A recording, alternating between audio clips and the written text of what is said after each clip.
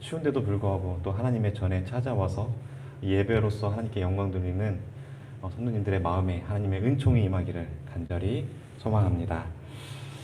저는 오늘 이 시간 해 위의 것을 찾고 생각하라라는 주제를 가지고 성도님들과 말씀 나누기로 원합니다.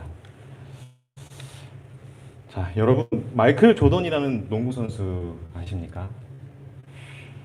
이 농구의 황제라 불리는 이 마이클 조던은 제가 그 학생 때 정말 현역 선수로 그 농구에서 한 획을 그었던 아주 유명하고 훌륭한 선수입니다. 그렇게 성공의 길을 가던 마이클 조던이 최고의 정상에 올라왔을 때 돌연히 은퇴해 버립니다. 그 은퇴하던 당시 그는 고작 30세였습니다.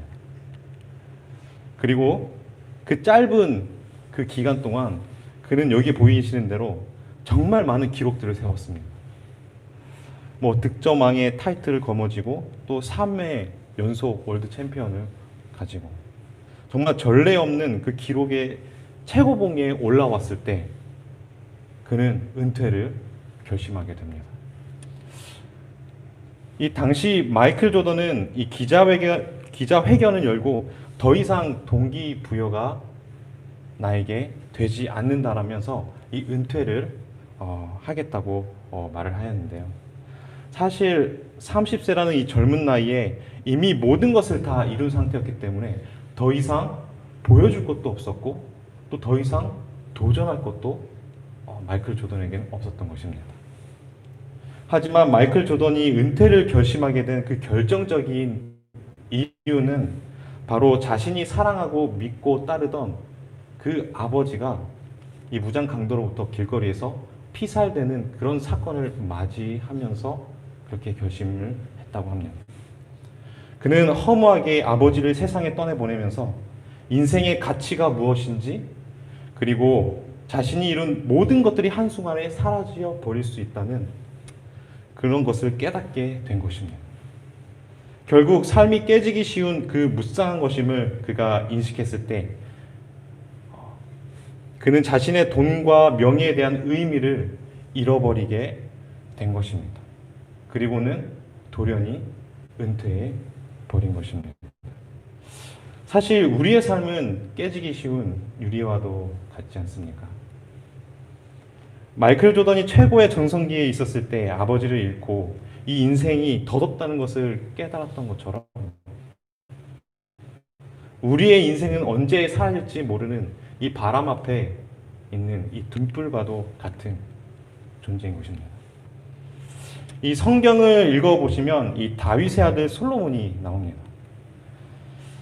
그는 세상에 있는 모든 재물과 지혜와 명예를 누렸던 사람이었습니다. 그런데 그 솔로몬이 전도서 1장에서 이 하나님과 단절된 인생에 관하여 이 세 가지로 정의를 하는데요.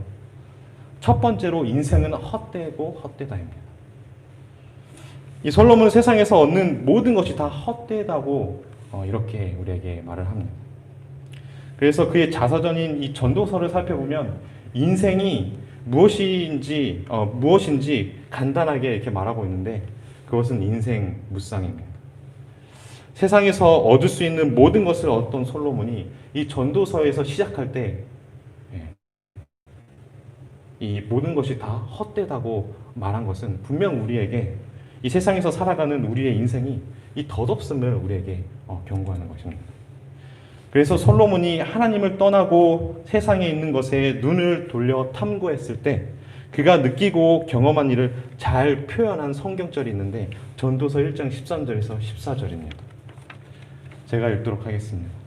마음을 다하며 지혜를 써서 하늘 아래서 행하는 모든 일을 궁구하며 살핀즉 이는 괴로운 것이니 하나님이 인생들에게 주사 수고하게 하신 것이라. 내가 해 아래서 행하는 모든 일을 보았노라. 보라 모든 것이 헛되어 바람을 잡으려는 것이로다. 이 솔로몬은 자신의 지혜를 가지고 하늘 아래에서 일어나는 모든 일들을 속속히 파고들어서 깊이 연구하고 살폈지만 이런 일들이 인생에서 괴롭고 바람을 잡으려는 것과 같다는 그런 말을 합니다. 세상에서 많은 사람들이 서로 각기 다른 것들을 얻기 위해서 무던히 노력합니다. 돈, 권력, 명예, 쾌락, 인기, 그리고 지식. 그런데 이런 것들을 다 경험하고 다 이뤄봤던 이 솔로몬은 이 인생 말년에 자신의 자서전에서 그 모든 것이 안개처럼 사라질 것임을 우리에게 이렇게 말하는 것입니다. 그렇다면 우리는 이 세상에서 무엇을 추구하며 살아야 하는 것일까요? 1977년에 부산에서 실제 있었던 일이라고 합니다. 근데 제가 이걸 출처를 잘 모르겠습니다. 진짜 있었던 일인지 모르겠는데요. 일찍 남편을 잃고 이 사남매를 홀로 생고생하면서 키우며 살던 이 어머니가 결국은 나이가 들어서 중병에 걸려 임종이 가까우자 이 사남매들을 흩어져 있는 사남매들을 불렀다고 합니다. 그리고서 이 사남매들이 이제 임종을 앞에 두고 있는 이 어머니들 이렇게 보고 있었습니다. 그때 어머니가 나는 지금 죽어도 여한이 없다.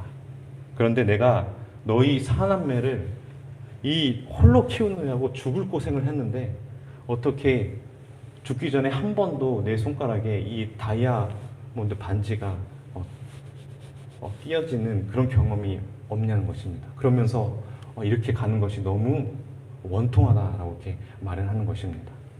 그러자 이 사남매들이 어떻게 하겠습니까? 그냥 그대로 둘 수는 없지 않습니까? 그래서 회의한 끝에 이 아무리 비싼 그 반지라도 그래도 어머니가 마지막에 원하셨고 그래서 이것을 해드리는 것이 효도라고 생각해서 그 돈을 다 모아서 이제 그 다이아 반지, 비싼 반지를 사기로 결심했습니다. 그런데 그때 맏며느리가 한 가지 제안을 냈습니다. 가만 보니까 이 며칠 전에 자신의 옆집에서 한 아주머니가 아주 비싼 다이아 반지를 사서 자신에게 자랑을 했다는 것입니다.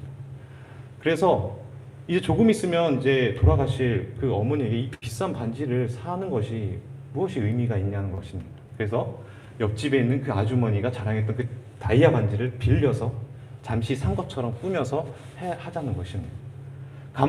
이제 사남매가 가만히 생각해 보니까 그 제안이 좋은 것 같았던 것 같습니다. 그래서 그렇게 실행을 합니다. 그렇게 이제 빌린 다이아 반지를 잘 포장해서 이제 산 것처럼 꾸미고 이제 어머니에게 갖다 드렸습니다. 그리고 어머니의 가락지에 끼웠습니다. 이 어머니가 이 다이아 반지를 보면서 너무나도 기뻐하고 아이처럼 이게 만져보기도 하고 볼에 비벼보기도 하고 이 불빛에 한번 비춰서 그 영롱한 그 빛을 한번 이렇게 보면서 아기처럼 환하게 웃는 그 모습들을 보고 이 사남매들이 기뻐하고 또 즐거워했습니다. 그런데 갑자기 이 어머니가 이 사남매 중에서 한 명에게 이 그러니까 물 한 잔을 떠오라고 시켰습니다. 그래서 물컵을 가져다 주니까 이 어머니가 갑자기 손가락에 껴있는 반지를 빼서 자신의 입에 털어놓고 그 물로 한번 삼키고서 자신의 배에다가 그 다이아 반지를 밀어넣었습니다. 그리고서 하는 말이 너희들이 선물한 반지 이 애미가 극락까지 가지고 갈란다 라고 이렇게 말을 하면서 몇 시간 만에 세상을 떠난 것입니다. 결국 이제 사남매들은 이 비싼 다이아 반지를 돌려드려야 되는데 돌려드릴 방법이 없는 것입니다. 어머니의 배를 가르다니 이거는 2번 죽이는 일이고 그래서 할 수 없이 어머니를 그 화장터에 거기다 화장터에 가서 화장을 하고 그 재 속에서 그 다이아 반지를 꺼냈는데 이미 손상은 많이 가서 어쩔 수 없이 다시 돈을 모아서 그 주인에게 다시 다이아 반지를 사서 돌려줬다는 그런 이야기입니다. 이 이야기는 우리의 인생을 마치는 날 이 땅에서 소중한 것 중 실오라기 하나도 가지고 갈 수 없는 우리의 그런 인생을 잘 나타내는 이야기입니다. 우리가 아무리 해 아래에서 우리의 인생의 의미를 아무리 부여해 보아도 우리의 인생은 한낱 폈다 지는 이 꽃에 불과합니다. 그래서 솔로몬은 전도서 1장 3절에 이렇게 말합니다. 사람이 해 아래서 수고하는 모든 수고가 자기에게 무엇이 유익한고 여기서 유익이라는 단어를 이 히브리어에서 어원으로 이렇게 찾아보면은 어원을 찾아보면은 이 거래가 끝난 후에 남는 것이라는 뜻을 가집니다. 결국 이 말은 이 솔로몬이 해 아래서 누구보다도 내가 수고해 봤는데 인생의 끝에 무엇이 남아 있냐라는 그런 말인 것입니다. 많은 사람들이 인생에서 중요한 가치관과 목표를 설정하고 그것을 이루기 위해 전심전력을 하는 것을 우리가 볼 수가 있죠. 그래서 성공을 위해 자기 개발서 이런 것들이 베스트셀러가 되는가 하면은 이 자기 성공한 경험담을 또 많은 사람들이 그 경험담을 하는 그 강연을 듣기 위해서 그런 강연자를 찾아다닙니다. 물론 세상에서 도전하고 개발하고 발전하는 거 이건 나쁜 것이 아니고 정말 좋은 것입니다. 오히려 도전하지 않고 오히려 아무것도 하지 않는 것이 잘못된 것이죠. 그런데 솔로몬이 전도서에서 이 헛되다고 말하는 것이 염세주의적인 발언처럼 들리지만 솔로몬은 인생 자체를 부정적인 시선으로만 본 것은 아니었습니다. 그가 말하는 것은 내가 세상에서 모든 것을 다 경험해보고 다 이루어봤지만 인생의 성공에서 여호와 하나님이 없는 인생들은 이 잠깐 나타났다가 사라지는 이 물안개와 같은 아무 의미 없는 그런 인생이다라고 말하는 것입니다. 앞에서 농구의 황제라 불리는 그 마이클 조던이 사랑하는 아버지를 잃어버리고서 인생이 더럽다고 느낀 것처럼, 그리고 다이아 반지를 주고서도 가져가기 위해 삼켜버렸지만 결국에는 화장터에 남기고 왔던 그 어머니처럼 모든 사람은 내가 가진 모든 것, 나의 생명, 나의 소유물, 이 나의 것이 아니라 하나님의 것임을 인식하며 살아가야 하는 것입니다. 그런 삶을 사는 저와 성도 여러분이 되기를 간절히 원합니다. 두 번째로 솔로몬은 이 하나님 없는 인생을 괴로움과 권태로움 뿐이다라고 말했습니다. 이 솔로몬은 해 아래 모든 것을 경험하고 이뤄낸 사람이었습니다. 그렇지만 그가 말년에 고백한 것은 하나님 없는 인생은 헛되다는 것과 이 고통과 권태뿐이다라고 말하는 것입니다. 이 오래된 창고의 한 거미가 이 석가래의 어두운 부분에서 이 거미줄 한 가닥을 이렇게 내렸습니다. 그리고서는 그 거미줄 한 가닥을 중심으로 이 거미집을 이렇게 지었습니다. 이렇게 촘촘하게 잘 지은 이 거미집에 이제 많은 파리와 작은 곤충들이 걸려들었고 결국은 그 거미의 밥이 되었습니다. 거미는 그 자기 거미집에 걸려든 곤충들로 배를 채웠고 몸집을 불렸습니다. 그래서 좁아진 거미집을 더욱더 확장해서 크게 지었습니다. 그래서 주위에 있는 거미들이 이 거미가 너무 부러운 것입니다. 이 거미는 다른 거미들의 부러움의 대상이 된 것입니다. 그렇게 그 거미는 훌륭하게 지어진 자신의 거미집을 이렇게 거닐다가 저기 석가래 어두운 곳에서 한 가닥 거미줄이 내려온 것을 발견하게 됩니다. 그리고서는 그 자신의 거미집을 밟고 올라가서 이 석가래에서 내려온 그 한 가닥 거미줄을 잘라버렸습니다. 왜냐하면 자신의 저녁 식사를 잡는데 전혀 도움이 되지 않는다며 생각하면서 그 석가래에 내려온 거미줄 한 가닥을 잘라버렸습니다. 어떻게 됐을까요? 네, 거미집 전체가 서서히 말리기 시작했고 결국 거미집과 거미는 이 차갑고 어두운 창고 바닥으로 떨어지고 말았습니다. 이 거미 이야기처럼 이러한 일들이 솔로몬의 인생에 일어났던 것입니다.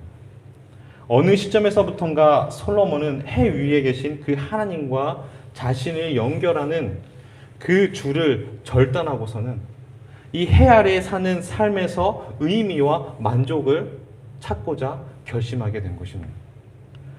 다시 말해서 그는 하나님과 관계없이 자기 방식대로 사는 삶을 살기로 결심한 것입니다.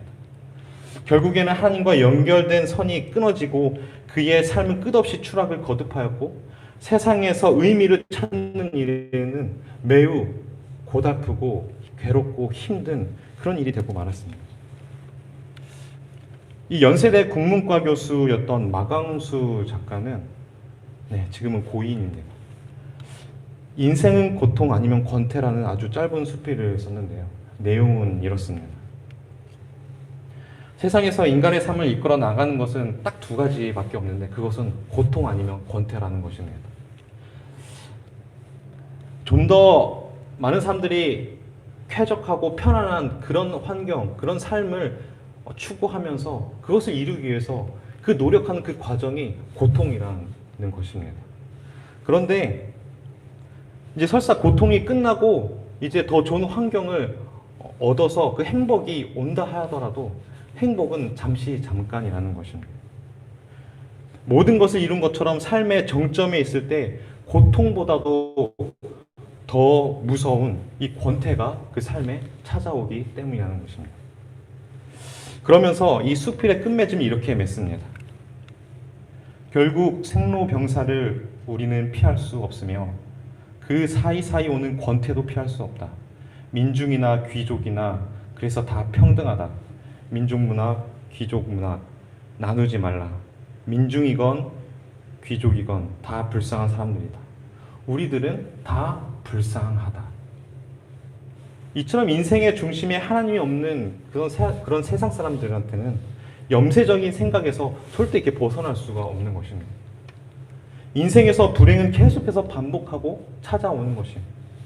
그래서 인생을 한마디로 요약하면 인생은 고통 아니면 권태다라고 말하는 이 작가의 말처럼 이 작가의 말은 이 세상 사람들의 삶을 대변하는 것이나 마찬가지인 것입니다. 전도서 1장 13절에 보시면 마음을 다하며 지혜를 써서 하늘 아래서 행하는 모든 일을 궁구하며 살핀즉 이는 괴로운 것이니 하나님이 인생들에게 주사 수고하게 하신 것이라.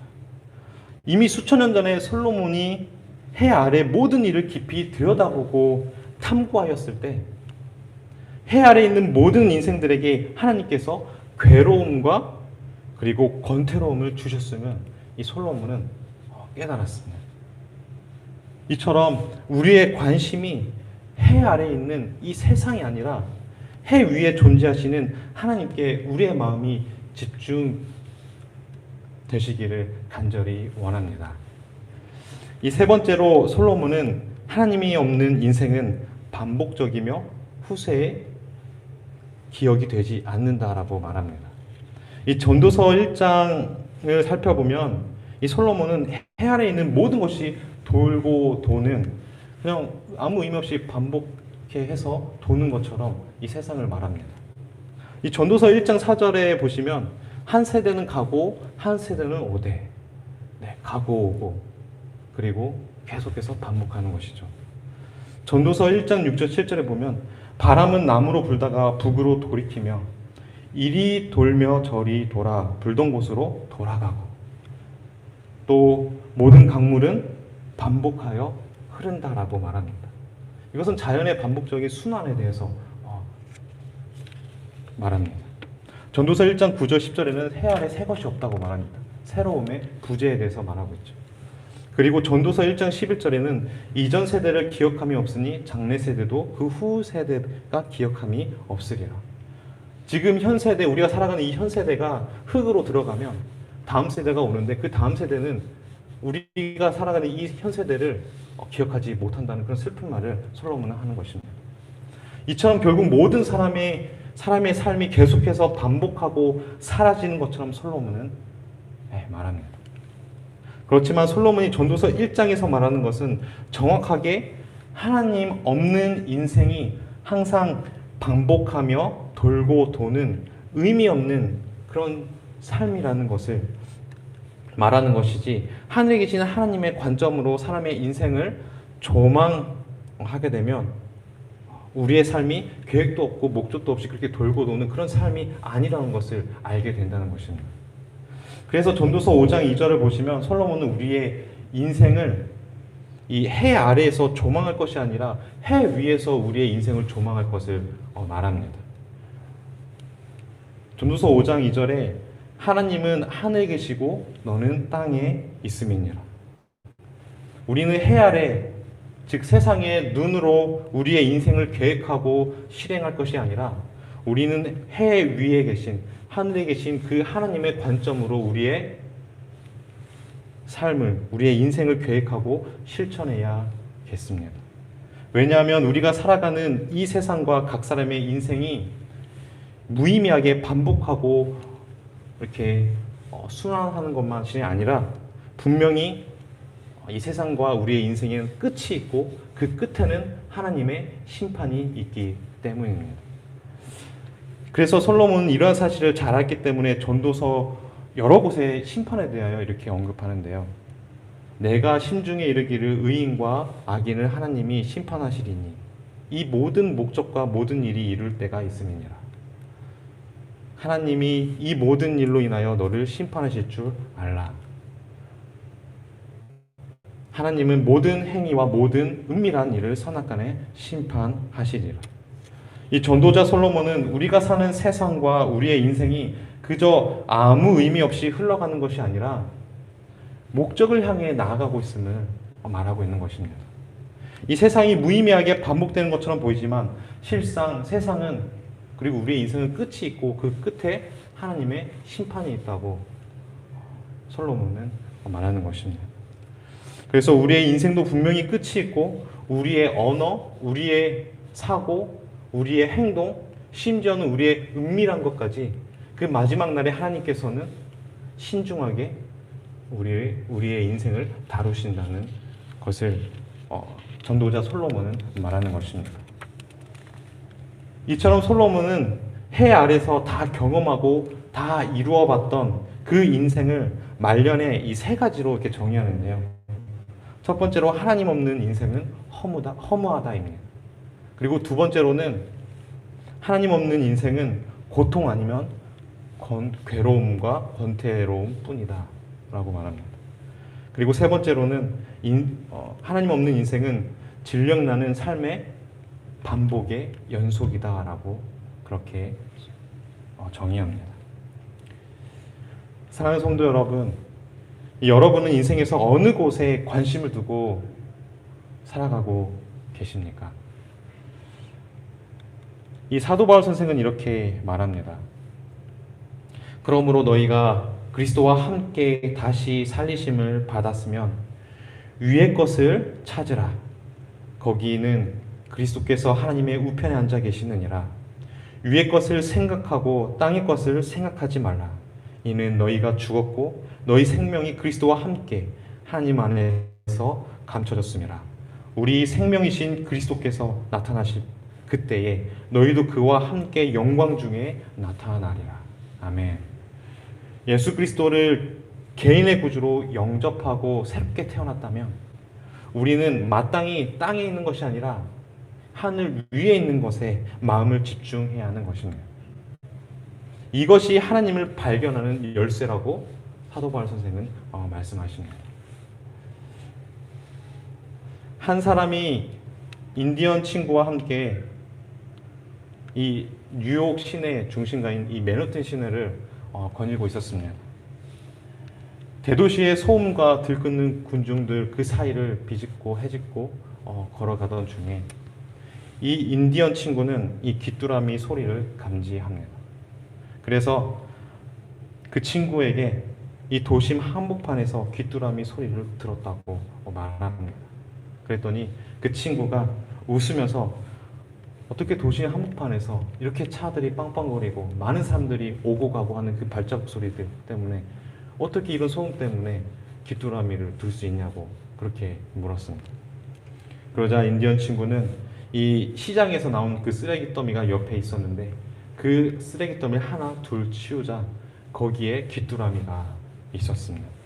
그리고서는 그 인디언 친구는 자신의 주머니에 있는 잔돈을 꺼내서 길거리에 뿌렸습니다.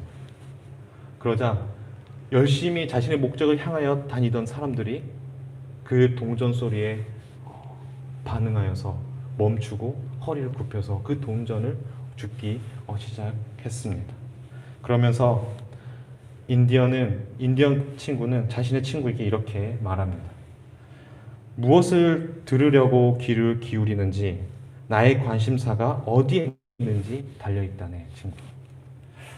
결국에는 인디언 친구의 말처럼 많은 사람들이 귀뚜라미 소리보다는 그 동전 소리에 맞춰져 있는 그런 삶을, 인생을 살아가고 있었던 것입니다. 이처럼 우리의 인생의 모든 것은 우리가 무엇을 듣기를 원하는지, 그리고 우리가 무엇을 찾고 있는지에 달려 있는 것입니다. 사랑하는 성도 여러분, 여러분의 삶 속에 무엇에 관심을 가지고 계십니까? 우리의 시선을 해 위인 하늘에 계신 하나님께 고정시키셔서 우리의 인생 속에서 하나님을 발견하고 하나님이 우리의 인생의 중심이 되는 그런 생애를 사시는 저와 성도 여러분이 되길 간절히 바라면서 말씀에 임한 주이도록 하겠습니다. 기도하시겠습니다. 사랑의 하나님 아버지, 하나님 없는 우리의 인생은 모든 것이 허무하고 질력나는 삶과 고통일 뿐임을 고백합니다.